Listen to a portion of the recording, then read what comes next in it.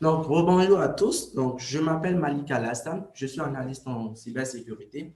Je parle au nom de toute une équipe qui est composée de Yazid Akanho, de Mike Mbadji, de Amrish Foucan et de moi-même Malik.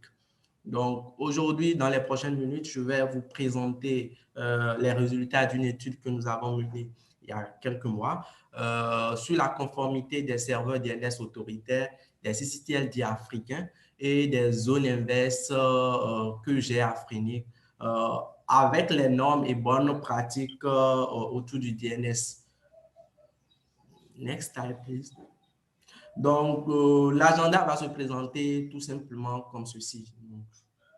S'il vous plaît.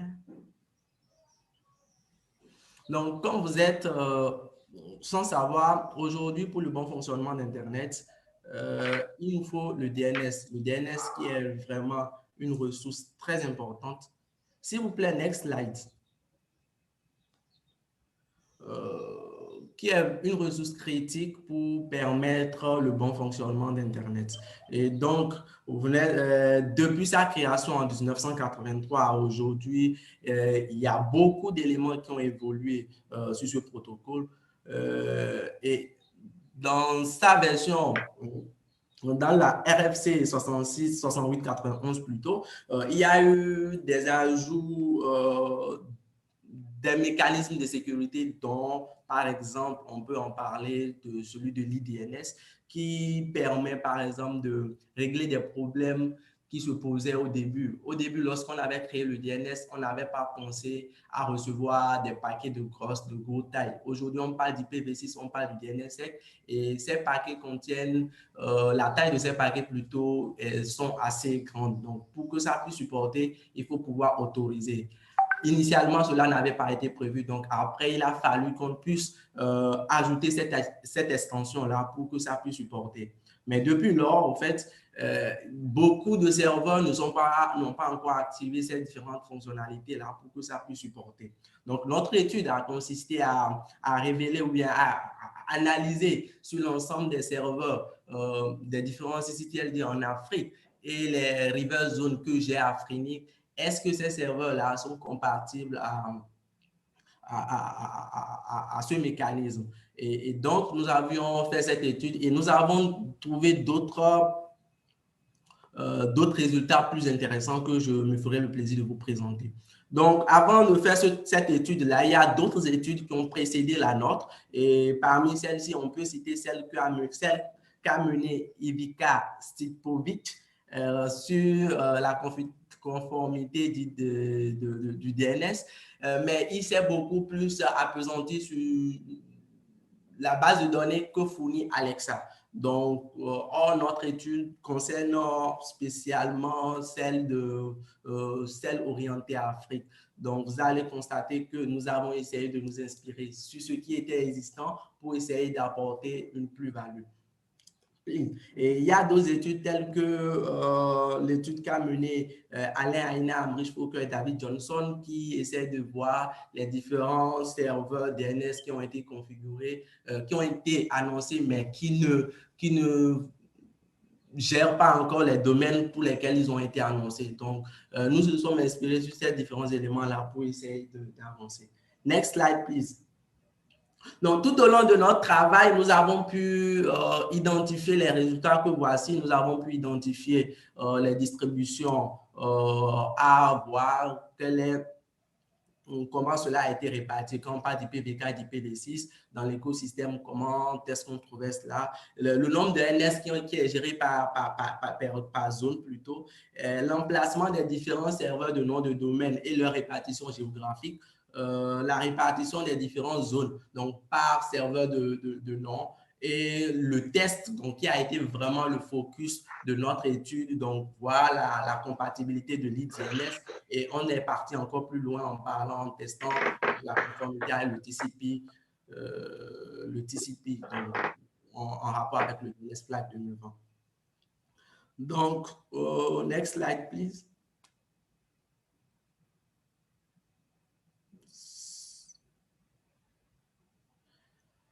Donc, pour la première partie de notre étude, donc, qui a consisté à faire l'étude de compatibilité en rapport aux zones inverses que j'ai aphréniques, nous avions, vous pouvez observer avec moi, nous avons utilisé un flowchart très simple. Donc, on récupère la liste des zones inverses que j'ai aphréniques, donc qui est vraiment une ressource publique disponible pour tout le monde. Donc, nous essayons d'extraire cette information, les différents NS qui sont disponibles. Et en fonction, nous avons écrit des scripts qui nous permettaient de checker la compatibilité de l'IDNS sur ces différents serveurs-là. Et à la fin, on avait un dashboard qui nous permettait d'avoir quelques statistiques en fonction de cela. Et pour y arriver, nous avons utilisé plusieurs outils tels que la commande principale DIG, qui est vraiment un utilitaire du DNS pour effectuer un certain nombre de requêtes. Et nous avons utilisé la plateforme RIP-Atlas pour pouvoir récupérer certaines informations, telles ça appartient à quel ASN, c'est situé dans quel pays, c'est pour quel network. Et nous avons utilisé des langages de programmation comme du Python principalement et la base de données Postgres et un module très intéressant qui est le DNS Python. Donc, vous allez constater avec moi que pour cette première étude-là, nous avons pu identifier que quand on parle d'IPv4 et d'IPv6, actuellement, il y a un gros travail qu'il faut faire parce que le taux d'utilisation d'IPv6 n'est pas encore ce que nous souhaitons. Donc, il faut vraiment un travail pour y faire. Donc, pendant notre test, nous avons pu constater qu'il y a beaucoup de serveurs qui ne sont pas encore ready IPv6. Donc, il nous faut vraiment un gros travail en Afrique. Next slide, please. Donc, cette étude aussi nous a pu montrer que, par exemple, lorsque nous parlons nous avons plus de 10% des différents serveurs qui ne sont pas conformes. Je vous explique par exemple très simplement ce que nous essayons de dire par délégation boiteuse, donc delegation limb. Donc, il s'agit par exemple des serveurs qui ont été déclarés sur certains domaines, mais qui ne sont pas vraiment fonctionnels. Et il y en a beaucoup qui sont dans ce cas-là. Donc, nous avons pu identifier. Donc, il faut qu'on arrive à attirer l'attention sur cela pour que les gens puissent corriger et respecter. Ensuite, lorsque nous prenons l'étude qui a consisté à vérifier la compatibilité de l'IDNS, on a pu constater qu'il y a 25% de ces différentes zones inversées que j'ai apprises qui ne sont pas encore compatibles avec l'IDNS, alors que lorsque nous essayons de vérifier cela avec les recommandations qu'a fourni le DNS Flag 2020, il y a très peu de... Parce qu'il faut rappeler qu'il y a d'autres critères qui ont été pris en compte. Donc, il y a très peu de serveurs qui sont vraiment conformes. Donc, il y a un gros travail derrière qu'il faut faire. Mais il y a un élément important que nous pouvons souligner, c'est que beaucoup de ces serveurs-là respectent le BCP 16 donc, pour la résilience des différents services. Par exemple, lorsque vous prenez une zone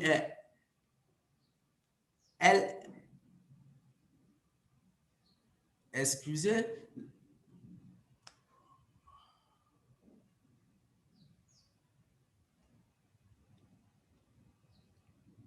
Allô, Malik est là? Oui, allô? Désolé. Ça va?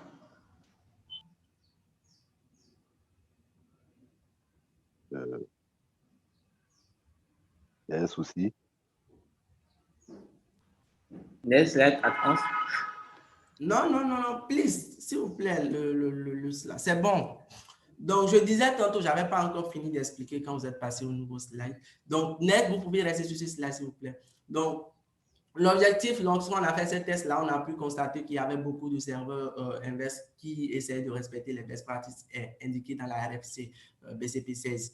Donc, lorsque nous continuons dans les résultats de nos études, nous avons pu constater que lorsqu'on prend 1 sur 3 serveurs de nom de domaine, donc l'ensemble, ils sont situés sur des réseaux américains. Donc, juste pour attirer une petite attention, donc sur Internet, il y a une technique qui s'appelle le Anycast. Donc, on peut dire qu'on n'a pas su détecter réellement leur localisation, mais avec les informations que nous avons pu voir concrètement, c'est qu'ils sont situés dans des réseaux américains.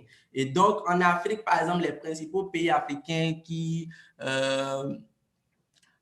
ont une bonne latence globale au niveau des pays parce qu'ils arrivent à héberger les contenus, les différents serveurs en local en Afrique. Nous pouvons citer par exemple l'Afrique du Sud, le Nigeria, l'Égypte et le Kenya.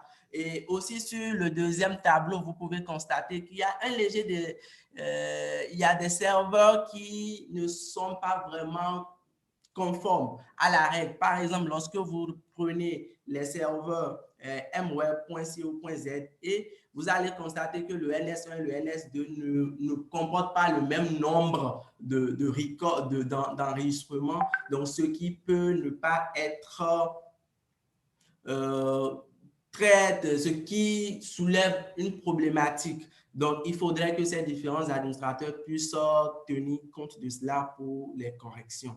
S'il vous plaît. Donc, concernant les CCTLD africains, donc, nous avons essayé de faire le même process que ce qui est passé concernant les zones inverses et nous avons récupéré l'ensemble des CCTLD, nous avons récupéré les NS derrière et nous avons checké leur compatibilité avec l'IDNS. On a pu utiliser les outils comme DIECLIP, Atlas, Python et puis DNS Python. Donc, à ce niveau, par exemple, il faut reconnaître que plus de 50% des CCTLD en Afrique sont en dual stack. Donc, quand je dis en dual stack, c'est-à-dire qu'ils sont compatibles en IPv4 et en IPv6.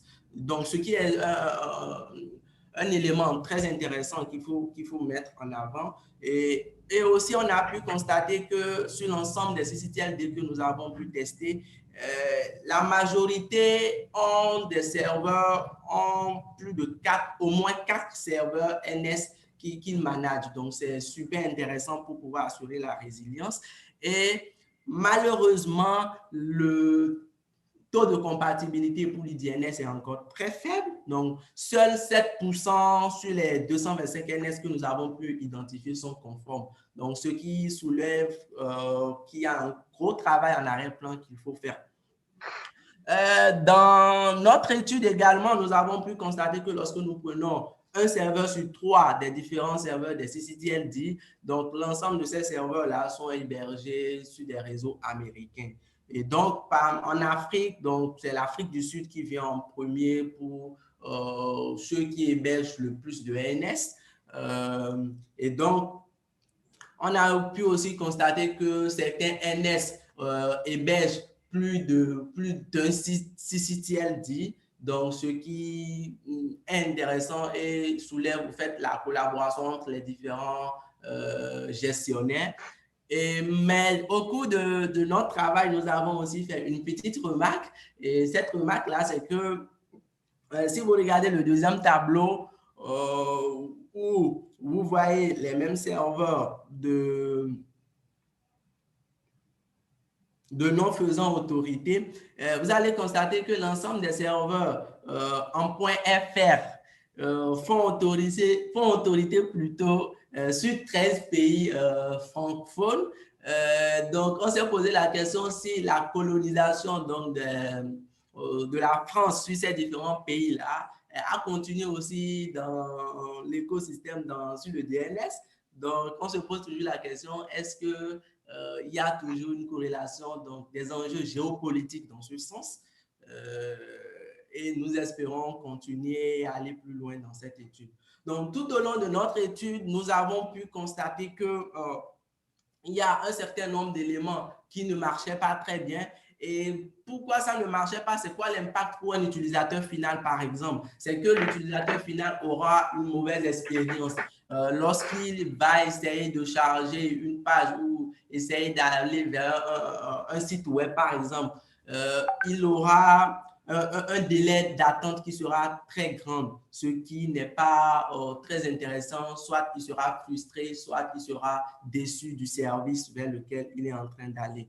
Et donc, cela aussi peut impacter, parce que nous avons parlé par exemple de la distribution géographique, ça peut impacter les performances d'Internet, surtout le temps de résolution que prendra les différents serveurs DNS.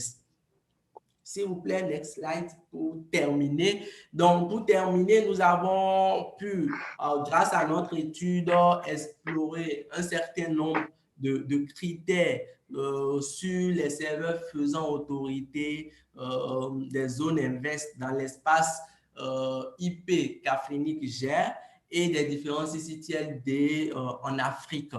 Sur plusieurs paramètres indiquent qu'il y a quand même de bonnes pratiques qui ont été mises en œuvre autour du DNS, surtout quand on parle de résilience. Et malheureusement, il y a encore beaucoup de critères là qui nécessitent encore plus d'attention. Et cela va demander à renforcer, à multiplier beaucoup d'actions, beaucoup de séances de sensibilisation à l'endroit des FAI, des CCTLD, pour qu'ils puissent être conformes à ces différents standards afin qu'on puisse garder Internet plus sûr et plus résilient. Et donc, à la fin de notre étude, retenez que nous avons fait un travail, un travail ponctuel. Donc, notre ambition, c'est de pouvoir continuer ces mesures-là de façon active. Donc, retenir, avoir une courbe d'évolution du taux de compatibilité dans nos futurs travaux.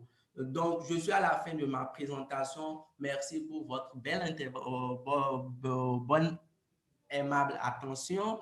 Thank you. Je suis disponible à répondre à toutes les questions. Je rappelle que je ne suis pas seul. Il y a Yazid Akanro qui est disponible et qui nous suit également. Il y a Mike Ngbadi aussi qui est en ligne et nous sommes disponibles pour répondre à toutes vos préoccupations dans le cadre de cette étude. Ah, merci Malik. J'ai vu que Mike était arrivé. Mike, tu es là? Oui, bonjour tout le monde, oui, je suis là. Ouais, ça nous ferait plaisir d'entendre une phrase de ta part. Bon, est-ce que j'ai quelque chose à ajouter? Je pense que l'essentiel a été déjà présenté par Malik. Donc, je tiens juste pour tous ceux qui le peuvent, d'assurer d'implémenter IDNS sur le serveur DNS. Merci. Super, super. Merci beaucoup. On avait déjà entendu Yazid un peu, donc l'équipe est complète. Merci beaucoup pour ce travail impressionnant sur une étude diagnostique et perspective sur la conformité des serveurs DNS autoritaires des CCTLD africains et des zones inverses. Nous allons voir s'il y a 2 ou 3 questions. 2 questions à la limite. Est-ce qu'il y a des questions? Je regarde dans le fil de discussion. Colonisation DNS. La majorité des CCTLD francophones ont bénéficié du projet Rio de l'honneur de l'appui de l'INRA est devenu Afrique. Bon, je crois que c'est une contribution, ça. Malik, tu as vu la contribution d'Alex Corentin? Oui, merci beaucoup, monsieur Alex Corentin. Ouais, par rapport à la colonisation du DNS, donc, il s'agit, par exemple, pour la contribution, on nous informe que la majorité des CCTLD francophones ont bénéficié d'un projet Rio de l'Orstom et de l'appui de l'INRIA, qui est devenu Afrinic, à travers son collège. Donc, ça veut dire quoi? Donc, on ne devrait pas être étonné de voir, par exemple, que sur les 15 pays francophones qu'on avait beaucoup de NS qui étaient hébergés en point ferme. Exactement. Je pense que le terme colonisation est un peu trop fort là. Nous sommes quand même indépendants parce que les primaires sont tous dans les pays, dans les pays d'origine et ce sont uniquement des secondaires pour assurer les résiliences. Donc, ça ne veut pas dire que les primaires sont encore en France ou dans les pays francophones. Bon, je voulais juste rectifier ça. Merci beaucoup, monsieur. C'est bien noté. Ah ouais, merci beaucoup, M. Corentin. Vous êtes à l'affût et super. Et je crois que vous avez aussi fait une contribution juste avant en demandant, ou c'était une question, si cette étude avait déjà été publiée, mais Yazid avait répondu qu'elle n'a pas encore été publiée, mais qu'elle sera présentée. Yazid, c'est ça? Elle sera présentée bientôt à Africom? Oui, l'étude a été soumise et validée. Enfin, nous avons soumis et puis le comité donc, de validation a retenu la présentation qui aura lieu donc, les 2 et 3 décembre prochains, en ligne également, pour Covid oblige. Et puis voilà, donc c'est après cette présentation essentiellement que nous allons certainement publier la version finale de cette étude-là. Et puis, bien sûr, nous ferons le nécessaire pour communiquer autour de cela. Parce que, comme Malik l'a dit, il y a un certain nombre d'actions postérieures qu'il faudra faire, essentiellement à l'endroit, par exemple, des CCTLD. Malheureusement, il se fait que vous avez constaté avec ces statistiques-là qu'il y a encore beaucoup à faire pour que, au niveau des serveurs donc autoritaires de nos différents CCTLD, qu'il y ait un certain nombre de mises à jour et de configurations à corriger. Merci beaucoup. Waouh, merci beaucoup, merci infiniment. Merci à M. Corentin qui, vraiment à distance, a fait une contribution exceptionnelle sur ce point-là. Et puis sur les autres points aussi, j'ai vu beaucoup de vos retours. Merci beaucoup, beaucoup. Et voilà, nous reprenons juste ce qui est écrit sur le dernier slide de Malik et de l'équipe, bien sûr. Merci, donc merci. Et puis, dans toutes les autres langues, on ne va pas scandaliser vos oreilles. On va juste se contenter de vous demander de lire et puis de recevoir les merci. Merci à Malik et à toute l'équipe pour cette étude magnifique. Je crois que, comme il l'a dit tout à l'heure, ils sont disponibles, lui, Mike et Yazid. Et je crois M. Alex aussi. Et ils sont disponibles dans le chat. Voilà, vous pouvez les avoir inbox tant qu'on est encore là pour encore, je crois, au moins une bonne heure. Et puis, échanger sur les différentes questions. Voilà. Je voulais juste vous rappeler que tout à l'heure, d'ici, je crois, oui, c'est qui? C'est Yazid? Si tu permets, je voudrais quand même un tout petit peu insister sur un point qui est quand même important à César, ce qui appartient à César.